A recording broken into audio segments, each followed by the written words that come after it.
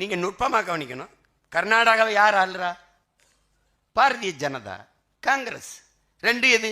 இந்திய கட்சி. இறையாண்மை, தேச ஒருமைப்பாடு, நாட்டுப்பற்று எல்லாம் பேசும். ஆனா கர்நாடகா என்று வருகிற போது அது இந்திய கட்சி அல்ல, மாநில கட்சி. கர்நாடக மாநில கட்சி. கன்னட மக்களின் உரிமையை பேசும். அப்ப அது இந்திய கட்சி இல்ல, மாநில கட்சி. திராவிடம் மாநில நலனுக்காக தொடங்கப்பட்ட கட்சி. அப்படிதான் இதுவரை சொல்லிட்டு இருக்கான். ஆனால் இந்திய நலனை பேசும். எப்படி? வேறுபாடு பார்த்துக்க. கர்நாடகா காவிரியில காங்கிரஸ் தண்ணி தர மறுக்கும். அந்த காங்கிரஸ் கூட்டி சுமக்கும், தோல்லதுக்கு சுமக்கும் திராவிடம். தமிழ் தேசியம் வெறுக்கும். எனக்கு ஒரு சொட்டு தண்ணி தர முடியாது, மான தமிழ் மகனின் ஒரு ஓட்டு உனக்கு கிடையாது. இது தமிழ் தேசியம். அதுதான் இங்க இருக்கிற பிரச்சனை.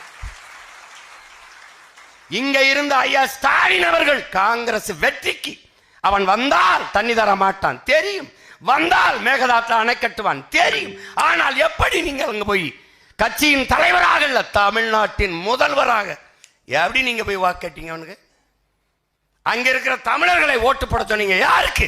எனக்கு தண்ணி தர மறுப்பவனுக்கு, என் உரிமையை தர மறுப்பவனுக்கு. உரிமையை பெற்று தர வேண்டிய இடத்தில் இருக்கிற ஒரு தலைவன், ஒரு நாட்டின் முதல்வன் எப்படி போய் வேலை செய்யலாம்?